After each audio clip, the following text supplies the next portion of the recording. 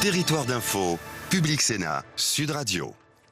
Bonjour et bienvenue dans Territoire d'info, une matinale spéciale consacrée ce matin évidemment à la décision de François Hollande de ne pas se représenter à l'élection présidentielle. Et pour analyser, décrypter cette nouvelle inédite sous la Ve République, 4 éditorialistes de la presse quotidienne et magazine régionale. Yves Artet, le directeur éditorial de Sud-Ouest. Bonjour Yves, merci d'être avec nous sur ce plateau ce matin en provenance de Bordeaux. Bonjour Denis Caro, vous êtes directeur général et directeur des rédactions de Nice Matin, Var Matin, Monaco Matin. Merci d'être avec nous en provenance de Nice. Et bonjour Jérôme Cordelier, vous êtes rédacteur en chef du Point et plus spécifiquement chargé aussi des éditions régionales du Point. Bonjour et merci d'être avec nous. Bonjour Nathalie Moret. Bonjour. Vous êtes du groupe EBRA et vous représentez le Progrès de Lyon ce matin sur ce plateau. Merci d'être avec nous. Vous avez eu tous les 4, je le sais, des nuits courtes. On va tout de suite écouter l'annonce de François Hollande depuis l'Élysée hier au soir et on en viendra ensuite à la discussion. On l'écoute. Je ne suis animé que par l'intérêt supérieur du pays.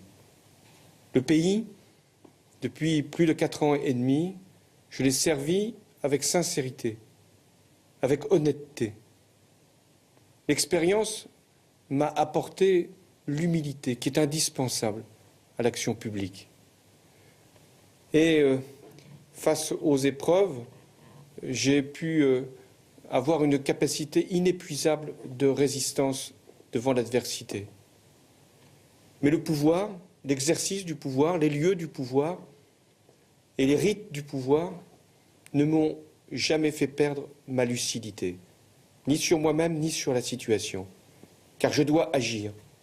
Et aujourd'hui, je suis conscient des risques que ferait courir une démarche, la mienne, qui ne rassemblerait pas largement autour d'elle.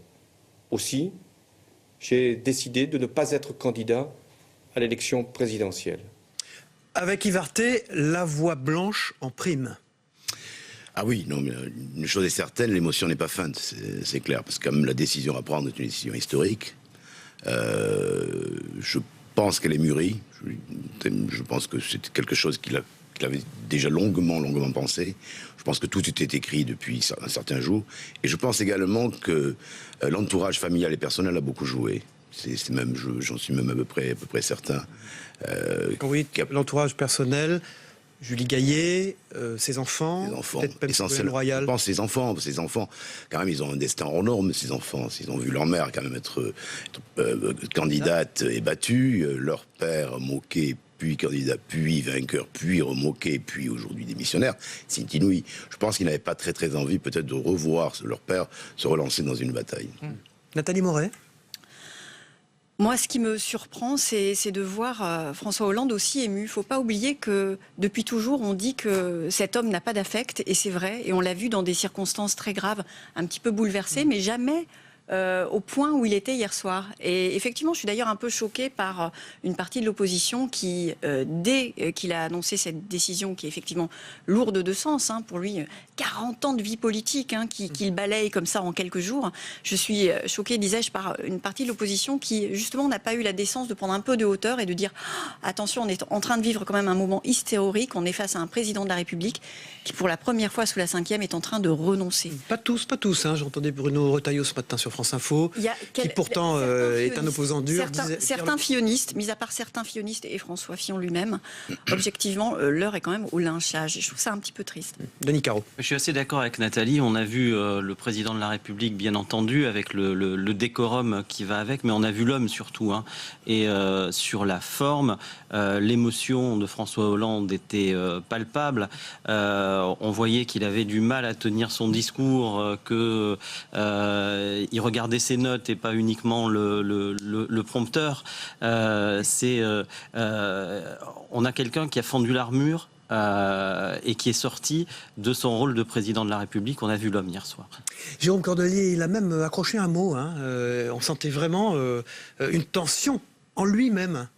Oui, bien sûr. Alors c'est vrai que depuis hier, tout le monde glose sur la gravité du moment. C'est un moment grave, un moment historique. Je suis un peu plus réservé. Oui, on va en parler après, mais sur la forme, ce qui m'intéresse. Oui, je suis sur la forme là en fait. Oui. C'est un moment inédit de l'histoire de la Ve, un moment historique. Je suis pas sûr que c'était une décision En même temps, il ne pouvait pas faire grand-chose d'autre, hein. Évidemment, il pouvait se présenter. Après, on pourra gloser de savoir si le courage c'était de se présenter ou de ne pas se présenter. Mais il savait qu'il allait au casse-pipe, hein, pour parler clair, hein. Donc il aurait même il n'aurait peut-être pas été sélectionné après une primaire de gauche désastreuse. Il a dû méditer aussi l'échec de Nicolas Sarkozy. Alors évidemment, c'est toujours des moments, quand l'émotion prend le pas sur la politique froide chez un président, c'est toujours un petit peu impressionnant. Mais est-ce qu'il faut en faire autant un moment de grande solennité républicaine Voilà, de sa part, oui. De la part des commentateurs, je suis plus réservé. En plus, il est encore là Voilà. pendant plusieurs mois. Alors, pendant 8 minutes avant d'annoncer sa décision, François Hollande a fait son bilan. On va écouter un extrait de ce moment. Les comptes publics sont assainis, la sécurité sociale est à l'équilibre et la dette du pays a été préservée. J'ai également voulu que notre modèle social puisse être conforté, parce que c'est notre bien commun. J'ai fait avancer les libertés. Le mariage a été ouvert à tous les couples. L'égalité entre les femmes et les hommes a été renforcée. Et la lutte contre les discriminations, celles qui blessent, a été amplifiée. J'ai également modernisé notre démocratie avec la réforme territoriale, celle dont on parlait régulièrement et qui n'était jamais faite, avec la fin du cumul des mandats et avec également la transparence que j'ai imposée à tous les élus, à commencer par moi-même. Denis Carouin, François Hollande qui dresse le bilan de son quinquennat. C'est très très vite quand même, très très tôt. Très tôt, et c'est étonnant parce que toute la première partie la plus importante de son discours, c'est un bilan positif de quelqu'un qui s'apprête à être candidat. Or, c'est exactement le contraire.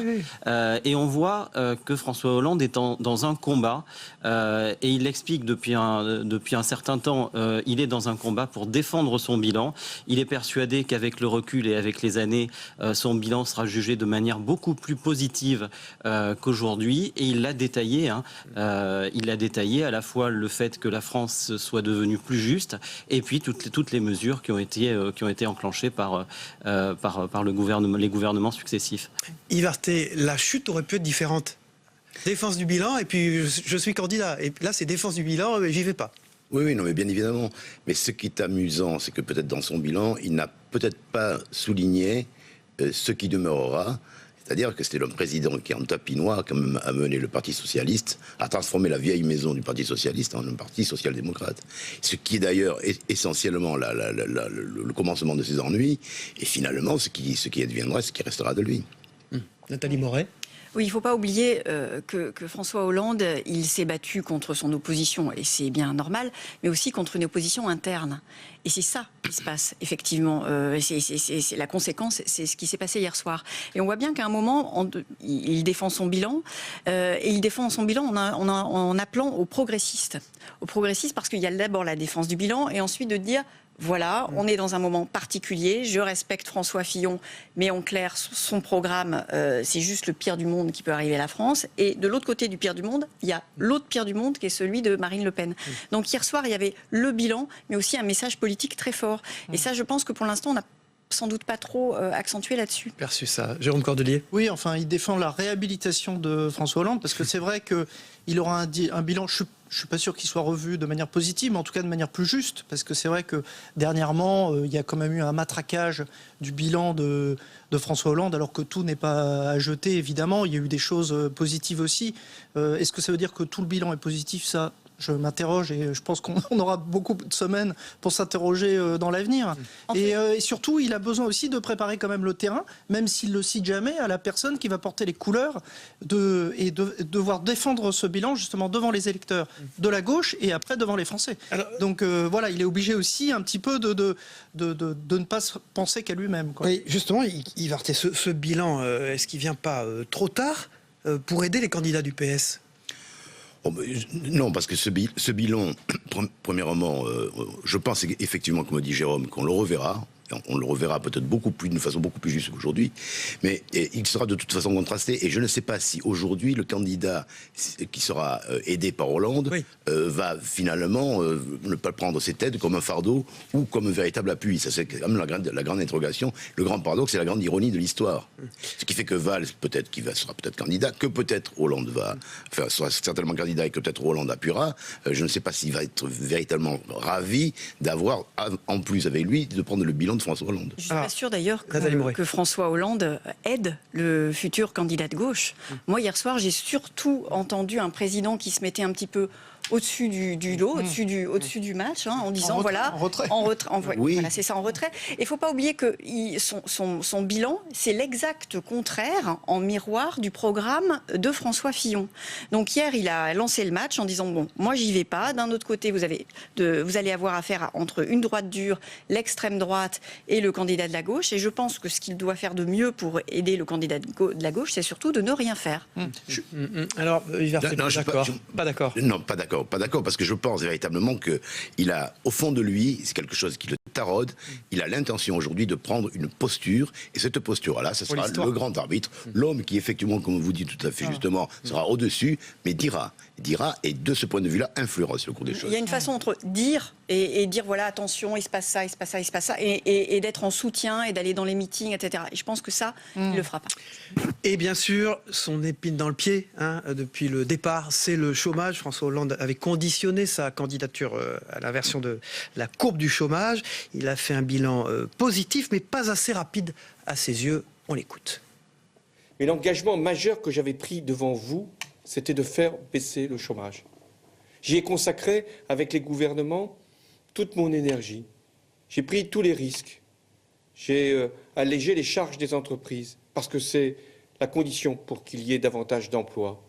J'ai également aidé les embauches. J'ai fait en sorte que la formation professionnelle puisse être une grande priorité. J'ai également soutenu l'innovation et l'industrie de demain. Et j'ai pris la responsabilité de réformer le marché du travail. Les résultats arrivent. Plus tard que je ne les avais annoncés, j'en conviens. Mais ils sont là. L'investissement, la consommation, la construction repartent. Et depuis le début de l'année, le chômage enfin diminue.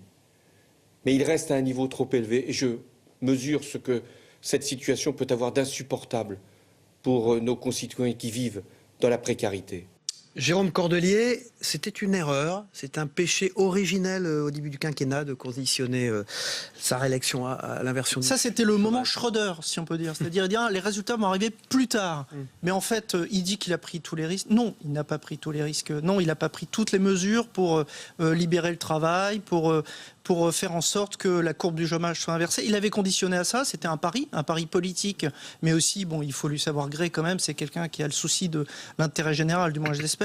Donc il voulait, et évidemment, puisque l'emploi est le problème numéro 1 des Français actuellement. Mais le problème, c'est que le bilan de François Hollande paye l'impréparation du quinquennat. C'est-à-dire qu'on a perdu beaucoup de temps au début.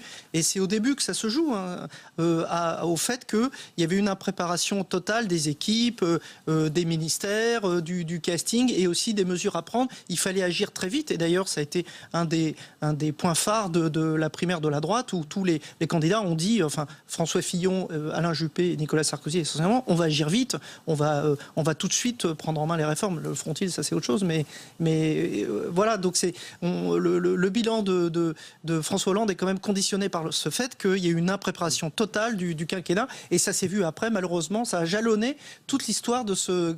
je ne sais plus si on dit quinquennat ou quinquennat. Non, parce qu'il y a 4 ans. Voilà. Denis Caro, son erreur majeure du départ? Il a essayé de démontrer le contraire hier, qu'il n'y avait pas d'erreur. Il a reconnu une seule erreur, c'est la déchéance de nationalité. On va en parler. Mais pas le chômage. Sur le chômage, il est convaincu qu'effectivement, il a engagé les bonnes réformes, et il le dit, c'est un discours de vérité, il est totalement inaudible.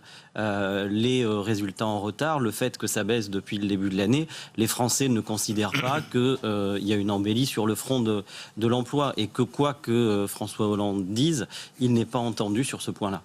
Yves Arthé. Oui, non, moi, ce qui me passionne dans ce qu'on a vu hier soir, c'est que tout était en germe dès la primaire, dès la précédente primaire de 2011. Parce que quel est le résultat auquel arrive? Pourquoi François Hollande se retrouve comme ça dans le corner? Pourquoi il est absolument, il n'a plus de porte de sortie?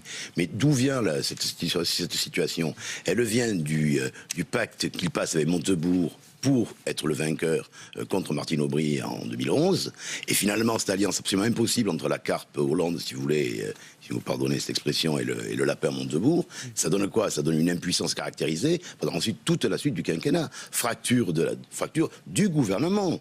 Montebourg a quand même quitté le gouvernement sur des sujets de fond, qui étaient des sujets d'une vision de la France totalement différente. Et c'est ça, ce qui s'est passé en 2011, et la résultante, la finalité, on l'a vu hier soir. D'échéance de nationalité, son seul regret, Nathalie Moret? Ça peut l'être. On va l'écouter alors, et on revient à vous. Sur les réfugiés, j'ai tenu à ce que la France puisse prendre sa part, parce que nous sommes la France, dans l'accueil de ceux qui fuyaient la guerre, et qu'en même temps, nous puissions toujours maîtriser nos frontières. Sur tous ces sujets, je n'ai qu'un seul regret, et je veux ici l'exprimer, c'est d'avoir proposé la déchéance de nationalité, parce que je pensais qu'elle pouvait nous unir alors qu'elle nous a divisés. Nathalie Moret, un point de fracture dans son quinquennat, mais avec la gauche. Oui, ça a été, je pense vraiment, alors c'est difficile de faire l'histoire là maintenant, mais je pense que c'est vraiment un point de non-retour. Ça a été le début de la fin pour de nombreux députés de gauche très légitimistes qui avaient tout voté. Mais là, la déchéance de nationalité, ça a été vraiment quelque chose. Mais comment a-t-il pu se tromper comme ça? Lui qui connaît si bien la gauche, il a été premier secrétaire du PS. Oui, mais parce qu'au moment où la gauche était forte. Au moment où il a pris la décision, je pense qu'il n'était pas le chef de la majorité, mais il était président. Et on a dit qu'il avait jamais oublié qu'il était le chef de la majorité pendant tout son début de quinquennat. Moi, je pense qu'au moment où il prend la décision, c'est-à-dire juste après les attentats du 13 novembre, je pense que la situation... Ouais, c'est un moment... On ne se rappelle pas, parce que maintenant, ça fait un peu plus d'un an. Mais objectivement, la France était tétanisée. Lui, il est allé sur les lieux des attentats. Il a vu des choses sans doute horribles. Et donc, du coup, en prenant à son compte une proposition de droite, il a voulu faire acte d'unité nationale, en disant le moment est tellement fort que même si cette mesure est symbolique, les gens vont comprendre, y compris ma majorité. Sauf qu'au moment où est arrivé le vote, l'émotion était passée et ça a été un moment de fracture très intense. Liberté. Oui, mais j'ajouterai quelque chose, Nathalie. J'ajouterai autre chose. Je pense que François Hollande a voulu faire un calcul qu'on va dire aujourd'hui, pour être gentil, compte tenu de la gravité du moment d'hier soir, etc., politique. On pourrait dire politicien. Et ce calcul, il était très simple. Il était, je vais prendre ce que je hais à droite, que je refuse profondément, viscéralement, personnellement à droite, pour essayer d'établir un consensus républicain et unitaire. Et là, ça a été une grave erreur politique. Et je crains que ce calcul-là ait été effectivement, comme vous le dites, le début de la fin, parce qu'on ne joue pas avec l'intégrité totale de sa personne. Et puis ça a beaucoup duré, cette séquence de Nicaro.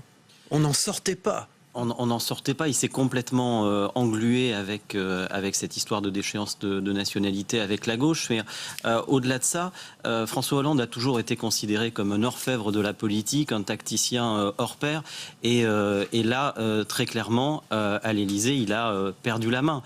Et depuis le début, c'est un enchaînement de crises, de départs, Montebourg, Duflot, Macron, Taubira. Et il ne reste, et la gauche est en éclat. Et aujourd'hui, effectivement, il tente une sortie par le haut avec une position qui fait que si la gauche réussit, en tout cas réussit à se reconstruire, ça sera grâce à lui. Et si elle n'y arrive pas, ce ne sera pas de sa faute. Alors aujourd'hui, les cartes sont rabattues à gauche, on peut dire ça, avec de nombreuses réactions, évidemment, celle de Manuel Valls d'abord, peut-être Jérôme Cordelier. Tous les yeux sont tournés vers le Premier ministre. Ah bah bien sûr, puisqu'il a salué le choix d'un homme d'État et il dit son émotion, son respect, sa fidélité et son affection. Ça fait beaucoup, hein? Bah bien sûr, enfin quand même, on peut imaginer ça. Ils ont quand même porté ensemble le Mais est-ce qu'il n'est pas le principal, au fond, bénéficiaire, mais aussi celui qui a voulu absolument cette situation? Est-ce qu'il n'est pas, Manuel Valls, est-ce qu'il n'est pas dans cette contradiction? Tout le monde peut être un peu schizophrène, mais Mais ce que je veux dire, c'est que c'est vrai que Manuel Valls va y aller, va porter les couleurs du bilan. Il souhaitait y aller, il piaffait, hein, comme tout le monde l'a écrit. Mais bon, c'est vrai que là, il se sent libéré. Moi, je pense que juste par observation un peu, si je puis dire, je pense que Manuel Valls, c'est pas l'expression d'une conviction personnelle, hein, je tiens à le dire. C'est juste en observant. Je pense que Manuel Valls est le mieux armé idéologiquement, politiquement sur l'échiquier politique pour contrer François Fillon. Parce que ça va vraiment un choc entre une droite arrimée sur ses valeurs et une gauche arrimée aussi sur ses valeurs, la gauche républicaine, sociale et laïque. En partie, parce que ce qui va arriver également, et ce qui va, donc demain, il va y avoir un affrontement, qui était l'affrontement, je reviens aux primaires de 2011, qui était masqué par Aubry et Hollande, qui était l'affrontement entre Valls et Montebourg. Or, cet affrontement à l'intérieur du PS, lors de ces primaires, est en lilliputien, d'une certaine façon, l'affrontement qui va opposer de l'autre côté Mélenchon d'une part avec Macron de l'autre. Et ça, c'est passionnant, parce que ça va être ces 4 grandes fractures vont être la recomposition du paysage de gauche après François Hollande, qui d'une certaine manière, par son discours d'hier et son départ hier, marque également la fin d'une certaine gauche, telle qu'on l'avait connue depuis... Denis Caro. Alors Jérôme a raison, Manuel Valls est sûrement bien placé pour contrer le projet de François Fillon. En revanche, je ne pense pas qu'il soit le mieux placé pour rassembler la gauche. Il va avoir un boulet à traîner, c'est le boulet du bilan. Et ses adversaires à la primaire ne vont pas se priver de mettre ce point-là en avant, et notamment ceux qui ont quitté le gouvernement. Nathalie Moret. Alors, il y a le boulet du bilan et il y a aussi le boulet de sa propre personnalité. Faut pas oublier qu'au sein du groupe socialiste, des députés socialistes, Manuel Valls est perçu comme quelqu'un de très autoritaire. Il n'est pas du tout apprécié pour ça, puisqu'il arrive et il est vraiment... Voilà. Et puis, il faut le voir quand il est aux questions au gouvernement. Hein. Il a l'attitude d'un chef du gouvernement que n'ont jamais eu ses prédécesseurs. Hein. En prenant la parole, en répondant lui-même aux questions des députés, y compris quand c'est pas le président de groupe. Donc, il est très autoritaire, très cassant, très clivant. Et effectivement, je pense comme toi que effectivement, ça va être très très difficile pour lui de reconstituer comme ça un groupe socialiste derrière lui, même si depuis hier soir, on voit qu'il y a une tentative déjà de la part des légitimistes. Alors vous parliez d'Arnaud Montebourg, il sera d'ailleurs notre invité lundi dans une matinale d'info de Territoire d'Info depuis Montpellier en direct. Il était en meeting à Pau hier et il a déclaré à la suite de l'annonce de François Hollande qu'il avait pris une décision sage, le président de la République. On écoute Arnaud Montebourg et on y revient. Il a pris une décision sage, réaliste, lucide et hautement respectable, qui permet à la gauche de préparer son avenir. Et cet avenir commence aujourd'hui même avec l'ouverture de la primaire de la gauche. Une décision sage, Jérôme Cordelier.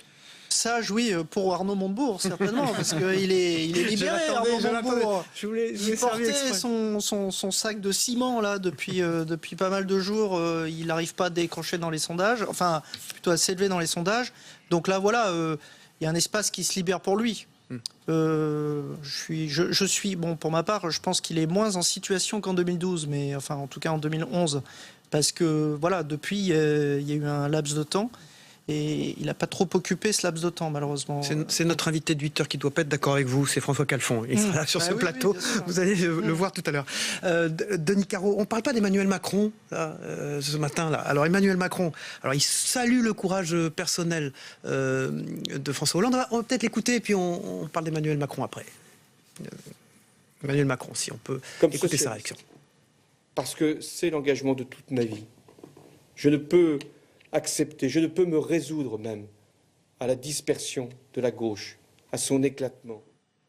Alors, on n'a pas encore la réaction d'Emmanuel Macron, on y vient, on n'en a pas parlé encore. Alors lui, il voit une embellie arriver. Il voit une embellie, il voit une opportunité un peu comme Montebourg. Hein. Je pense que les deux rêvent d'un parcours à la Fillon, avec une remontée progressive, une dynamique. Et ils vont se poser là aussi en contraste avec Manuel Valls et avec le bilan du gouvernement. C'est légitime qu'il voit ça, au fond, Emmanuel Macron, ce matin. C'était une bonne nouvelle pour lui. Évidemment, pour lui, c'est une bonne nouvelle. Et puis, c'est aussi un boulet en moins, parce que si Hollande... Il a toujours dit qu'il voilà, il ne s'opposerait pas au président de la République, qu'il avait fait roi, etc. Donc là, maintenant, ça lui libère carrément le chemin. Moi, il y a quelque chose sur lequel on n'a pas insisté, qui me paraît important, c'est qu'on assiste à un changement de génération. Oui. Ah bah oui. Là, Nicolas Sarkozy, c'est fini. François Hollande, c'est fini.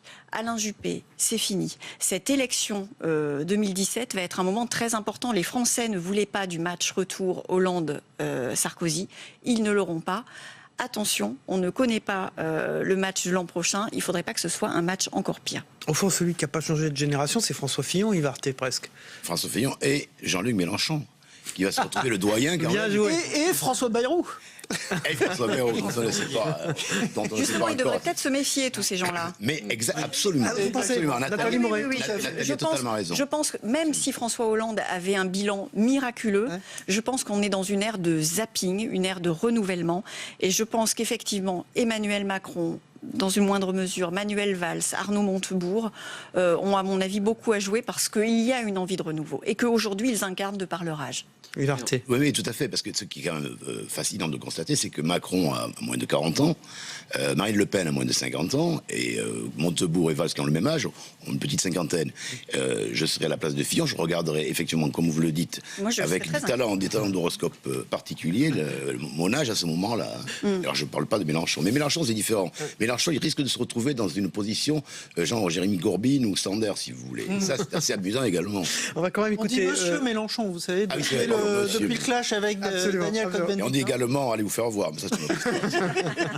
On va écouter Emmanuel Macron qui était chez nos confrères d'RTL sur la forme.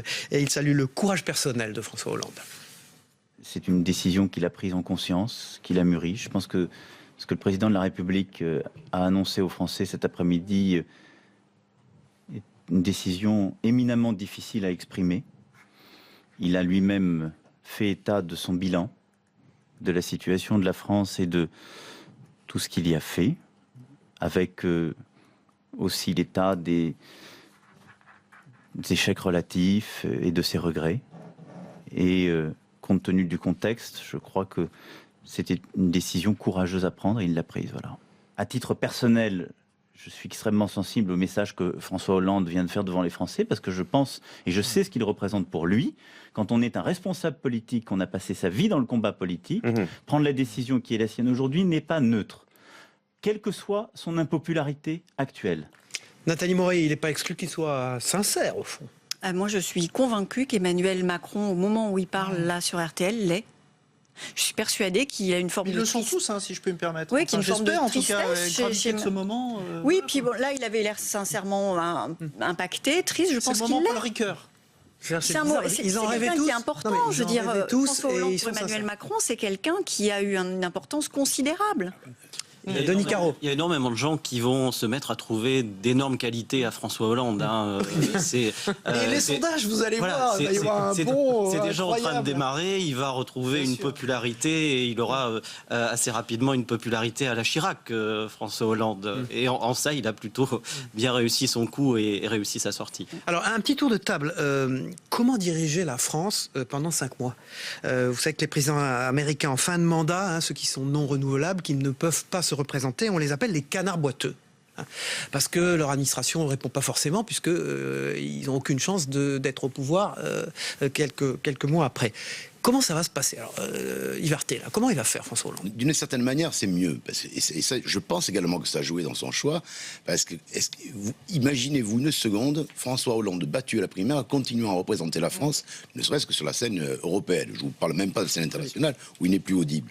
Donc, de ce point de vue-là, au moins, il conservera la stature, et ça, c'est important. Très très vite, il nous reste Moi, une je pense minute. qu'il va être libéré. Je pense qu'il va être libéré. Cordelier. franchement. Oui, je pense qu'il y a aussi l'intergénéral. Libéré pour Nathalie Moret, Non, mais pour vous l'intergénéral, Ah, et le ah, souci aussi que son bilan soit revu de manière positive. à la hausse. Denis Caro. Il va avoir les coups des franches et il va quelque part déguster les 5 mois qui lui restent à l'Élysée.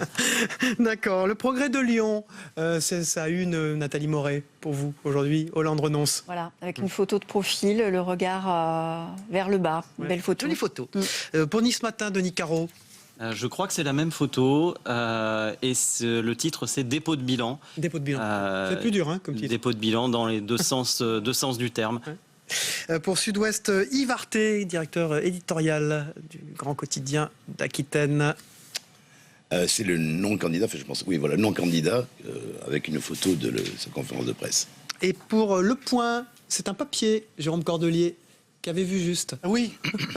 La une du Point, c'est Fillon. Pourquoi Fillon mérite Valls et vice-versa. Tout un programme, Voilà. Vous annonciez ça, bravo.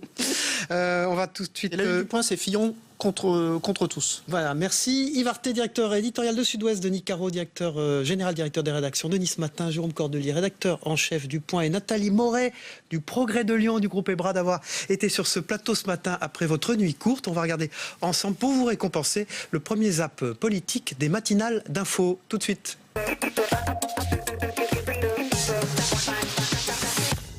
C'est les primaires de la gauche aujourd'hui, pas de regret ?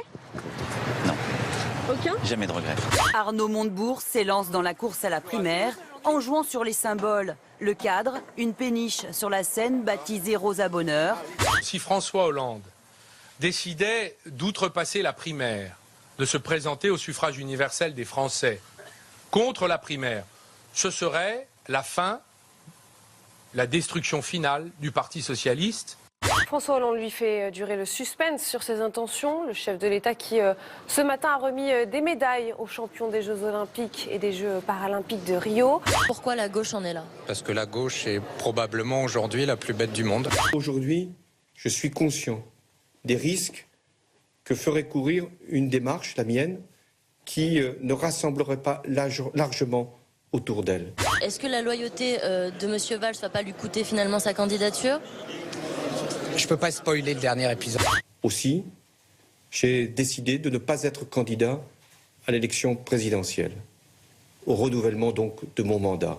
Il a lui-même fait état de son bilan, de la situation de la France et de tout ce qu'il y a fait, avec aussi l'état des échecs relatifs et de ses regrets. Départ de Alain Juppé, Nicolas Sarkozy, François Hollande, c'est très bien. Il faut que ça continue. Tous les anciens premiers ministres, tous ceux qui veulent revenir dans la course, les anciens ministres, n'y ont rien à faire. Et je crois que François Hollande, après Nicolas Sarkozy et Alain Juppé, peut donner ce signal du grand coup de balai nécessaire. Et compte tenu du contexte, je crois que c'était une décision courageuse à prendre et il l'a prise, voilà. À droite, François Fillon loue, lui, la lucidité de François Hollande. Ce soir, le président de la République admet avec lucidité que son échec patent lui interdit d'aller plus loin. Je ressens évidemment d'abord l'homme qui, dans son plaidoyer, était émouvant. Mais il a pris là une décision qui, je crois, était sage, elle était difficile, mais réaliste et empreinte de lucidité. Je ne veux pas faire le commentaire sur la personne, c'est un énorme aveu d'échec. Et je crois qu'il ne faudrait pas que ça fonctionne comme une amnistie pour tous ceux qui ont participé à cet échec. C'est une décision évidemment éminemment respectable. Elle ouvre la voie au Premier ministre qui avait jusqu'ici beaucoup joué des coudes pour en arriver là. Et c'est ce qui va se passer puisque la suite logique, c'est la démission de Manuel Valls et la candidature de Manuel Valls qui devrait intervenir, je pense, dans les prochaines heures.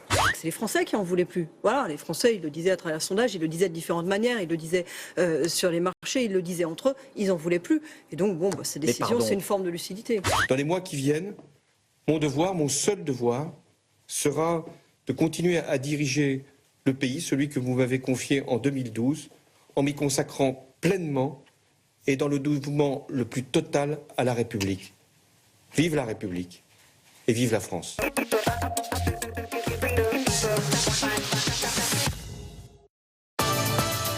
Territoire d'info, Public Sénat, Sud Radio. Bonjour, l'invité politique de cette matinale d'info, de Territoire d'info, c'est François Calfon. Bonjour, merci d'être avec nous ce matin après une nuit sans doute courte. Vous êtes porte-parole d'Arnaud Montebourg, que nous recevons d'ailleurs lundi dans Territoire d'info en direct depuis Montpellier avec Christophe Bordet et Michael Zamès qui sont à mes côtés également ce matin. Bonjour. Bonjour Christophe Bordet, vous êtes rédacteur en chef de Sud Radio et Michael Zamès, chroniqueur politique de Public Sénat. Merci. François Calfon, donc François Hollande ne se représente pas, on le sait tous. Vous saluez tout de même la décision du président de la République et vous pensez quoi de son expression ? la manière dont ça s'est fait. Déjà, comme tout citoyen et en plus militant de gauche, je ne pouvais qu'être ému et je l'étais vraiment hier. Je pensais au discours du Bourget, je pensais à ce quinquennat avec quelques succès. Je pense au mariage pour tous, je pense au tiers payant généralisé. Et puis, beaucoup de rendez-vous manqués quand même. Et une fin dans de tristes conditions, triste pour lui-même quand même, parce que c'est un homme, ça a été notre dirigeant, ça a été celui par lequel une deuxième fois nous avons accès dans la Ve République à la fonction présidentielle. Et en même temps, voilà, il y a eu des chemins qui ont été pris et qui allaient finalement à rebours de ce que le peuple de gauche souhaitait. Qu'est-ce qui a pesé dans la décision de François Hollande hier ? Le fait d'aller à la primaire, ça lui a fait peur, ou bien c'est l'entourage qui, à force de lui taper dessus... Je pense que c'est une situation, et il faut revenir aussi à la primaire de la droite, qui à mon avis a été un moment clé bien plus que la parole de son entourage. Vous avez vu quel destin a été réservé à Nicolas Sarkozy, et on voit bien que... Donc il a eu peur de subir le même destin. On voit bien qu'en plus de la difficulté de ce quinquennat, c'est un euphémisme, il y a une colère dans le pays qui est extrêmement forte, et dont les citoyens se saisissent à chaque fois qu'ils en ont l'occasion. Ils l'ont fait pour la primaire, ils ont sorti quand même à la fois un chouchou des sondages et un président de la République sortant. Il s'est sans doute dit... Mais est-ce que quand même François Hollande, pardon, mais est-ce que François Hollande n'a pas été quand même poussé dehors par les siens depuis des mois, voire même des années, parce que ça fait quand même 2 ans que beaucoup lui tapent dessus. Pour moi, il y a 2 catégories quelque part de désaccord avec François Hollande. Il y a les désaccords politiques, c'est ce qu'on a appelé la fronde, celui d'Arnaud Montebourg, sur l'orientation politique. Et puis il y a quand même des querelles d'ambition qui ne sont pas de la même nature. Quand un Premier ministre en exercice finalement qualifie de Brutus Emmanuel Macron, celui-là même qui a inspiré la politique économique qui était suivie par François Hollande finalement, et qui met la pression, pour parler simplement, sur le président de la République pour lui faire lâcher prise et servir sa propre orientation et sa propre ambition sur la même orientation politique. Pardon ? C'est quoi, selon vous, de la part de Manuel Valls, ce qu'il a fait ? C'est Brutus ? C'est lui ? C'est son mot, Brutus. Non, mais ce que vous êtes en train de dire, j'essaie de répondre, et je qualifie finalement l'attitude de Manuel Valls, sous couvert, soi-disant, de la loyauté, etc., un peu de la même nature. Hein. Donc Manuel Valls... Ce que vous êtes en train de dire, c'est ça, Manuel Valls a tué politiquement François Hollande. Je dis que selon les comptes rendus qu'on en a, il y a une pression très forte qui a été mise par Manuel Valls sur François Hollande, voilà, peut-être à des fins qui ne sont pas des fins politiques, puisqu'ils sont solidaires, témoins solidaires de la même politique. Le 49-3, c'est François et Emmanuel. La déchéance de la nationalité, c'est François et Emmanuel. Et tout d'un coup, il y aurait des désaccords tellement importants que Manuel Valls mettrait la pression sur François Hollande pour être candidat. Personne n'y croit. C'est chez lui la volonté un peu isnogoudienne, si vous me permettez cela, d'être calife à la place du calife. Et moi, ce qui me choque, ce n'est pas l'ambition en politique. Ce qui me choque, c'est l'ambition basée sur simplement la vision qu'on se fait de son destin et non pas sur des différences d'orientation politique. On va parler du bilan dans un instant, mais pour finir sur Manuel Valls, s'il est candidat à la primaire, est-ce que vous lui demandez de démissionner de son poste de Premier ministre ? Je pense que tout ça va être réglé. Je ne suis pas là pour leur mettre la pression sur ces sujets-là. Peut-il rester Premier ministre et candidat ? C'est plutôt comme ça. Je pense qu'au terme de ce week-end, si celui-ci devait, par hasard, aller se poser sur la belle alliance populaire comme une cerise sur un beau gâteau, alors il faudrait qu'il en tire les conséquences dans la foulée. Et donc démissionner. Et alors, quel Premier ministre alors pour gérer la France pendant 4 mois ? Je ne suis pas président de la République. Non, mais quel genre ? Il faut un profil comment ? Écoutez, on aura vraiment un président à plein temps, hein, donc le Premier ministre... Enfin. Voilà, c'est le ça Premier que vous voulez ministre. dire. Enfin. Non, mais c'est ça que vous voulez dire. Non, enfin. mais c'est pas le sujet. Ah bon. Il pourra choisir parmi ses collaborateurs ministériels, puisque c'est maintenant comme ça là que l'on parle, à la fois le plus loyal et le plus à même de gérer tout cela. Il y a des gens compétents. Qui vous pensez ? Vous êtes un observateur aussi. Je ne sais pas à faire les commentaires, mais vous voyez... voilà, il est assez proche. On pourrait faire la litanie. Vous ne faites pas les commentaires, mais vous êtes aussi très proche d'Arnaud Montebourg. Vous parliez tout à l'heure du bilan, le bilan de Manuel Valls, le bilan de François Hollande.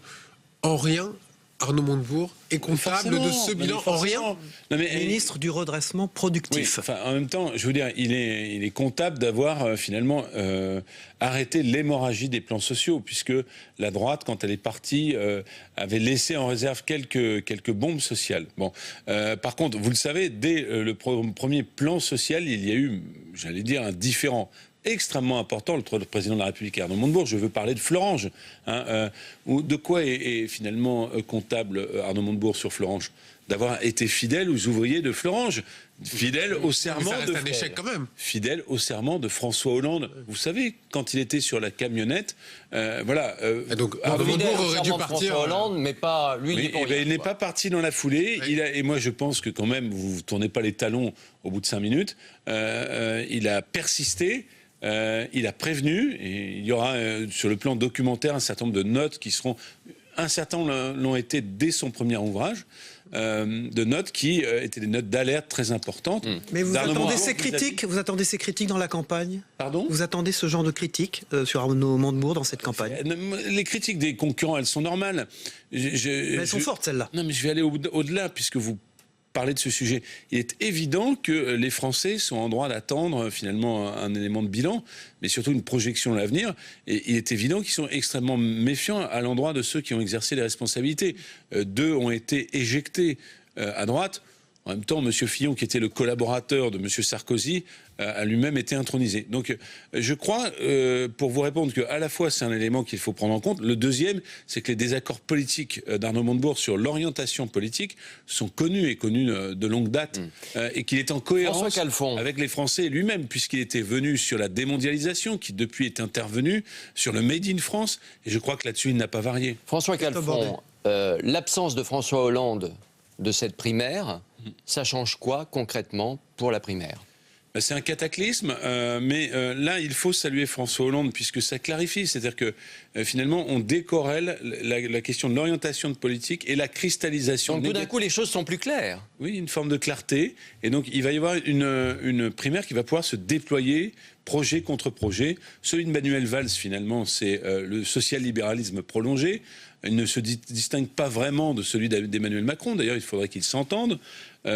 Celui de Arnaud Montebourg, c'est une autre voie, une voie alternative où la gauche, un peu comme l'a fait la droite, retrouve... C'est marrant ce que vous dites, parce que hier, François Hollande, quand même, pardonnez-moi si je me trompe, je ne sais pas, j'ai peut-être mal entendu, mais j'ai compris qu'il quittait quelque part l'envie de participer à cette primaire pour que la gauche puisse se rassembler. Quand on vous écoute ce matin, le rassemblement de la gauche, il ne faut pas y croire. Non, j'ai sans doute du mal m'exprimer.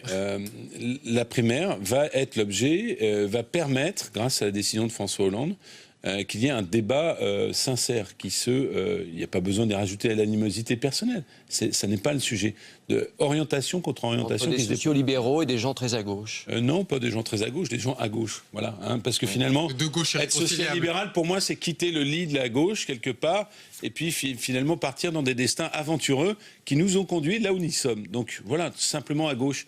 Et typiquement, puisque vous posez la question, être simplement à gauche, c'est la capacité de parler à ceux qui sont partis très à gauche, à mon avis trop à gauche, pour gouverner, et ceux qui finalement suivent un peu une espèce d'hirondelle libérale. Alors, en pensant... vous avez vu quand même que Manuel Valls est en tête dans les sondages, pour la primaire notamment. Non, mais vous l'avez vu sans doute. Oui, est-ce que c'est lui l'héritier? L'héritier, oui, du bilan, certainement. Le seul héritier? L'héritier du bilan, certainement. En plus, il l'assume et il le fait toujours avec la superbe, un peu matamorienne. Et de François Hollande? Il est même le récipiendaire, quelque part, du bilan de François Hollande, puisqu'il en a été le principal animateur. Et cela me paraît tout à fait clair. Quant au sondage d'opinion, laissons-les de côté un tout petit peu, parce que vous voyez, depuis hier soir, la donne a complètement changé. Donc il y aura d'autres outils de mesure, sans oublier qu'ils se sont beaucoup trompés quand même. Manuel Valls, c'est lui qui a parlé de deux gauches irréconciliables. Oui. Pendant cette primaire. Eh bien, vous pourrez lui retourner la question. C'est celui qui aura pour tâche. Il y a vraiment deux gauches irréconciliables. D'abord, commentons cette formule. Celui qui aurait pour tâche, s'il se portait candidat, de rassembler les gauches, et le théoricien des gauches irréconciliables, vous ne voyez pas une forme de contradiction qu'il aura à lever? Celui-là même qui opposait à ses propres amis politiques dans le groupe socialiste plutôt que la discussion, plutôt que la concertation, celui qui retirait de la main de M. Macron la possibilité de se concerter sur la loi Macron et qui par 3 fois usé du 49.3 avec ses propres amis, serait celui-là même qui aurait pour tâche de rassembler les gauches qui sont aujourd'hui pulvérisées. Eh bien, il y a une forme de difficulté, de contradiction entre Manuel et Valls. Manuel, le bon camarade, et Valls, finalement, celui qui ne se déplace jamais sans son 49.3. François Calfon, vous avez peut-être vu également qu'il y a en ce moment une pétition qui circule pour que Christiane Taubira soit candidate. 70 000 déjà signatures.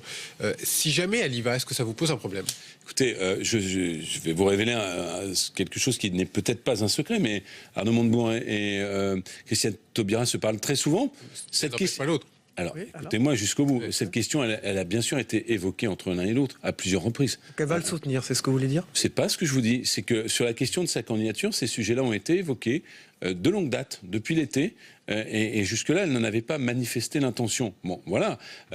Ça veut dire, en clair, que face à Manuel Valls, les gens qui sont opposés à cette forme de dérive social-libérale, qui sont finalement... Qui ont une aversion à sa personnalité trop clivante, trop brutale, se parlent. Et évidemment que le dispositif... Elle peut rassembler la gauche. Voilà. Finalement. Alors, je mettrai un codicile à ce que vous dites. Il ne faut pas simplement rassembler son camp pour être candidat à la présidentielle. Il faut être rassembleur au-delà de son camp. Et chacun devra se poser la question de savoir jusqu'où il rassemble, jusqu'où il divise, jusqu'où il crée finalement des synthèses, jusqu'où il crée des clivages dans la société. Cela se pose pour Arnaud Montebourg, cela se pose pour d'autres, comme pour Christiane Taubira. Est-ce que vous Taubira. demandez aujourd'hui aux électeurs de Jean-Luc Mélenchon, du Parti communiste, de venir voter dans la primaire ? Écoutez, la seule condition, puisqu'il y a eu un début de polémique là-dessus pour participer à la primaire de la gauche, c'est de signer la charte des valeurs de la gauche. J'observe que très largement, les électeurs qui se reconnaissaient dans la primaire de la droite, certains même s'en sont servis pour faire ce qu'ils avaient à y faire, notamment sortir le président Sarkozy, eh bien, que moi, mon seul souhait, c'est que tous les gens de gauche qui ont le cœur à gauche, ça fait beaucoup de monde, les gens qui ont le cœur à gauche, puissent venir à cette primaire. Justement, Arnaud Montebourg, c'est bien ça si on comprend. Et voter. Après, je n'ai pas d'injonction, je vais à convaincre les gens d'y participer. On a bien compris. Vous êtes élu de l'Île-de-France. Anne Hidalgo, là-dedans, elle peut jouer un rôle important ? Anne Hidalgo... Elle peut être candidate ? Écoutez, il faudrait vraiment lui demander. Je ne crois pas que ce soit à son agenda. Maintenant, est-ce qu'elle doit et est-ce qu'elle peut jouer un rôle important ? Je le crois. J'observe qu'elle a à Paris cette capacité à rassembler les gauches, typiquement, et ces gauches qui se sont divisées, déchirées au moment de la loi travail. Au moment de la loi travail. Et pour reprendre les éléments qui sont cités ce matin, il n'y a pas que la déchéance de la nationalité qui a déchiré la gauche. Il y a cette mobilisation du gouvernement, de Manuel Valls, de Mme El Khomri, de M. Hollande, contre sa base sociale. C'est une rupture très importante. Et cette rupture très importante, elle sera au cœur des discussions de la primaire qui va finalement nous opposer. François Calfon, une question. Est-ce que François Hollande, maintenant, doit soutenir l'un des candidats ? Ou bien est-ce que ça serait le baiser de la mort, en quelque sorte ? Ça, il reviendra aux uns et aux autres de se prononcer. Je ne suis pas à la place de François Hollande sur ce sujet-là. J'ai cru entrevoir dans sa déclaration, et François Hollande, même dans un message un peu personnel et émouvant hier, faisait beaucoup de politique, qu'il reste fidèle à son orientation, puisque parmi les points négatifs, il n'en a cité qu'un, pour aller très clairement, la déchéance de la nationalité. Parmi les points qu'il considère comme positifs, il a cité la réforme du marché du travail. J'ai cru comprendre la loi travail. Donc ça ne le situe pas dans la famille de ceux qui pensent que ça n'est pas la bonne méthode. Calfon, dernière question. Vous faites confiance au président de la République pour mener la France jusqu'aux élections présidentielles ? Je crois qu'on va pouvoir y arriver quand même. Et puis par ailleurs, je suis respectueux de nos institutions. Donc, vous savez que les présidents américains en fin de mandat non renouvelables, on les appelle les canards boiteux. C'est pour ça que je pose cette question. Ça, c'est votre appréciation. Non, c'est ce que disent les commentateurs. C'est pas moi. Les commentateurs, les gens aux États-Unis, mais vous aurez observé que nous sommes en France. Et par ailleurs, j'ai trop de respect pour la fonction présidentielle et pour François Hollande pour ne pas l'affubler de tel ou tel nom de palmipède.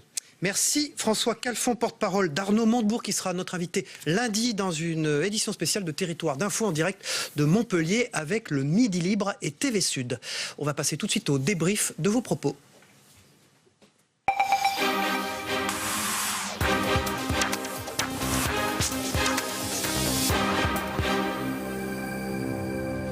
Voilà, alors que François Calfon, le porte-parole d'Arnaud Montebourg, quitte ce plateau, j'accueille André Crétenant, qui est le directeur de l'information de Télé5 Monde, notre partenaire de Territoire d'Info et qui diffuse cette émission sur ses 9 antennes à travers le monde. Bonjour André, merci d'être avec nous. Et je réaccueille Jérôme Cordelier, qui était avec nous au départ de cette édition spéciale, qui est rédacteur en chef au Point. Merci d'être avec nous.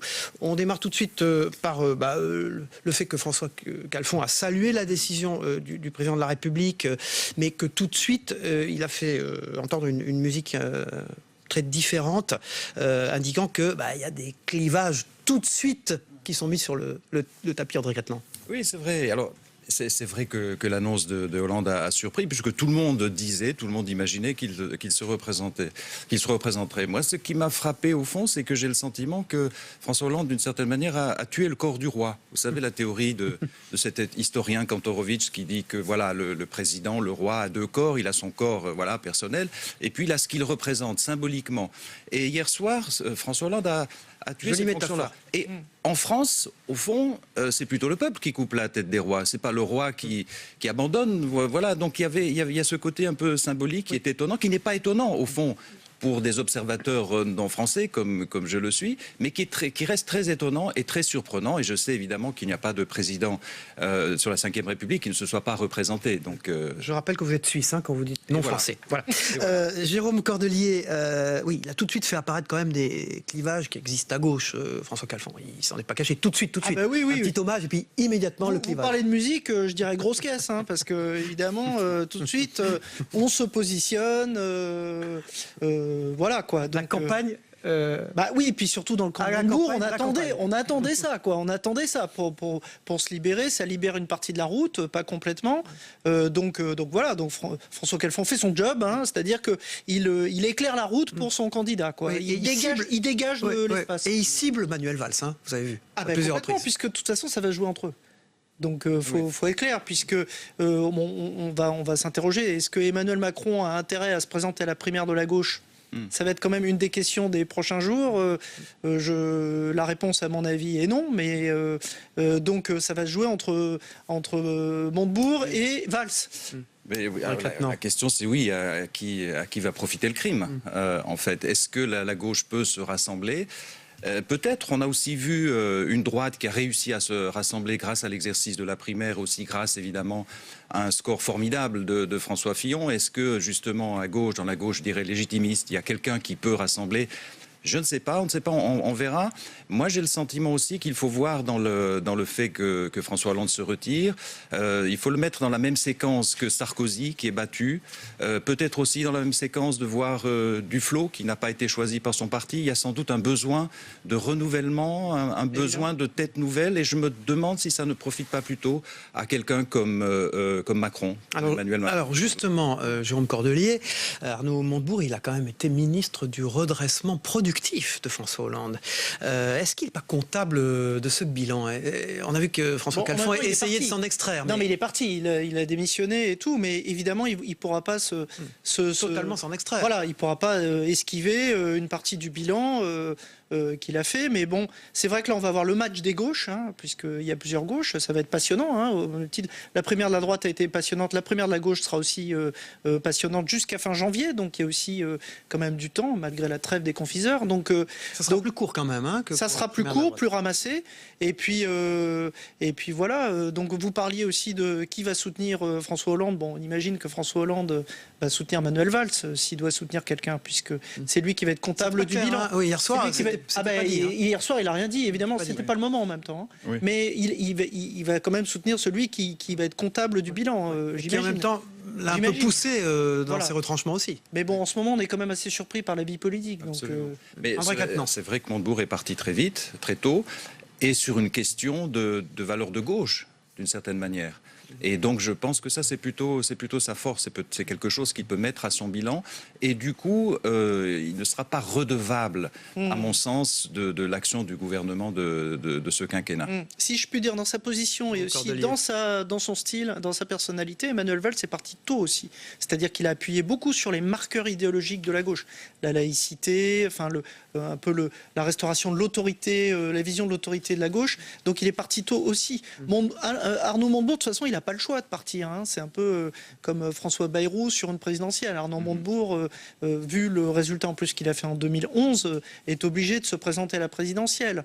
Il est donc voilà. Après, est-ce qu'il incarne cette gauche? Ils sont plusieurs à revendiquer cet héritage. Est-ce qu'il, je veux dire, il y a Benoît Hamon, il y a aussi pas mal de monde. Il sera en concurrence avec ces gens-là quel aussi. type de gauche, hein, puisqu'on parle, voilà, il y a plusieurs gauches. Mais encore une fois, avant la primaire de la droite, et même pendant la primaire de la droite, on a plusieurs droites, et puis on voit arriver un candidat qui, tout à coup, sur un programme très conservateur, très libéral, rassemble et obtient une très très large majorité. André Quatennens, je voudrais votre avis. Vous disiez tout à l'heure que vous n'étiez pas français.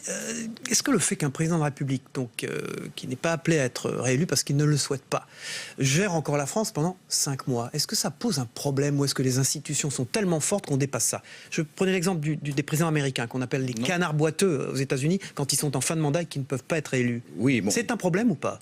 Je pense que c'est un problème. Je pense que c'est un problème qui est peut-être lié aussi à la durée même du mandat, qui fait que le mandat est assez court et qu'on est à peine élu. Il faut déjà songer évidemment au renouvellement de ce mandat. Mais de toute façon, à partir du moment où on est entré dans cette période électorale, il n'y a plus de projet de réforme. Ces projets de réforme. La France est sur des théâtres d'opérations militaires importants. Elle est engagée en Afrique. Mais je pense pas que ça pose problème.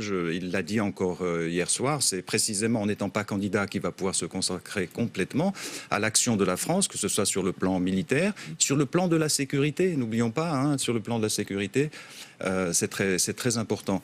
Donc alors, là aussi, je pense que pour un observateur étranger, le fait de ne pas se représenter fait que il redevient normal, ou il est ce président normal qu'il a voulu être. Mais dans d'autres pays, effectivement, vous avez beaucoup d'hommes politiques et de femmes politiques qui décident à un moment donné de ne pas se représenter, et voilà, et on n'en fait pas tout un drame. Jérôme Cordelier, il perd pas quand même un peu de sa légitimité, notamment dans les grands sommets internationaux? Non, je crois pas. Moi, je crois que pour des raisons collectives, il reste élu, hein, quand même. Il a été élu pour un quinquennat, donc pour des raisons collectives et personnelles aussi, il va vouloir finir en beauté. Hein, donc évidemment, je pense même que peut-être il va être libéré de tout ça et peut-être que justement il va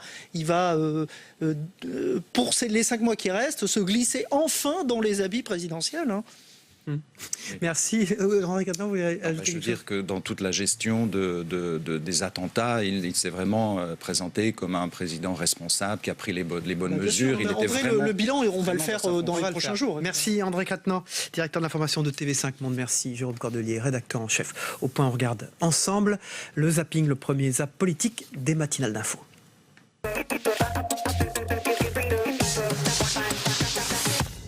C'est les primaires de la gauche aujourd'hui, pas de regret? Non. Aucun? Jamais de regret. Arnaud Montebourg s'élance dans la course à la primaire en jouant sur les symboles. Le cadre, une péniche sur la Seine baptisée Rosa Bonheur.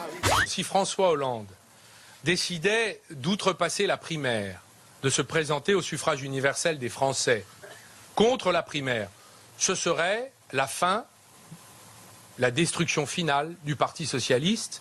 François Hollande lui fait durer le suspense sur ses intentions. Le chef de l'État qui, ce matin, a remis des médailles aux champions des Jeux Olympiques et des Jeux Paralympiques de Rio. Pourquoi la gauche en est là? Parce que la gauche est probablement aujourd'hui la plus bête du monde. Aujourd'hui, je suis conscient des risques que ferait courir une démarche, la mienne, qui ne rassemblerait pas largement autour d'elle. Est-ce que la loyauté de M. Valls ne va pas lui coûter finalement sa candidature? Je ne peux pas spoiler le dernier épisode. Aussi, j'ai décidé de ne pas être candidat à l'élection présidentielle, au renouvellement donc de mon mandat. Il a lui-même fait état de son bilan, de la situation de la France et de tout ce qu'il y a fait, avec aussi l'état des échecs relatifs et de ses regrets. Départ de Alain Juppé, Nicolas Sarkozy, François Hollande, c'est très bien. Il faut que ça continue. Tous les anciens premiers ministres, tous ceux qui veulent revenir dans la course, les anciens ministres, n'y ont rien à faire. Et je crois que François Hollande, après Nicolas Sarkozy et Alain Juppé, peut donner ce signal du grand coup de balai nécessaire. Et compte tenu du contexte, je crois que c'était une décision courageuse à prendre et il l'a prise. Voilà. À droite, François Fillon, lui, la lucidité de François Hollande. Ce soir, le président de la République admet avec lucidité que son échec patent lui interdit d'aller plus loin. Je ressens évidemment d'abord l'homme qui, dans son plaidoyer, était émouvant. Mais il a pris là une décision qui, je crois, était sage, elle était difficile, mais réaliste et empreinte de lucidité. Je ne veux pas faire le commentaire sur la personne, c'est un énorme aveu d'échec. Et je crois qu'il ne faudrait pas que ça fonctionne comme une amnistie pour tous ceux qui ont participé à cet échec. C'est une décision évidemment éminemment respectable. Elle ouvre la voie au Premier ministre qui avait jusqu'ici beaucoup joué des coudes pour en arriver là. Et c'est ce qui va se passer puisque la suite logique, c'est la Valls, démission de Manuel Valls et la candidature de Manuel Valls qui devrait intervenir, je pense, dans les prochaines heures. C'est les Français qui en voulaient plus. Voilà, les Français, ils le disaient à travers le sondage, ils le disaient de différentes manières, ils le disaient sur les marchés, ils le disaient entre eux, ils en voulaient plus. Et donc, bon, ces décisions, c'est une forme de lucidité. Dans les mois qui viennent, mon devoir, mon seul devoir, sera de continuer à diriger le pays, celui que vous m'avez confié en 2012, en m'y consacrant pleinement et dans le dévouement le plus total à la République. Vive la République et vive la France. Voilà, merci de nous avoir suivis ce matin. Lundi, nous sommes en direct de Montpellier avec Arnaud Montebourg. Ça sera intéressant et on vous y attend. Merci à tous et bon week-end.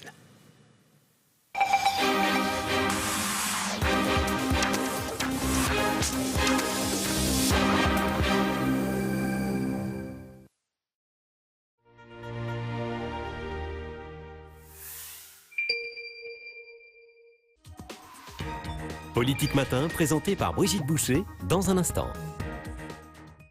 Santé au quotidien. Demain, tous allergiques, vous êtes d'accord? Tous, je ne pense pas, mais plus qu'aujourd'hui, c'est quasiment sûr. Recherche. Je peux retrouver des sensations plus humaines, comme par exemple la sensation de taper sur mon ordinateur. Prévention. Je suis vraiment convaincue que le dépistage organisé sauve des vies et qu'il faut le faire. État de santé, présenté par Elisabeth Martichoux, aujourd'hui à 9h30.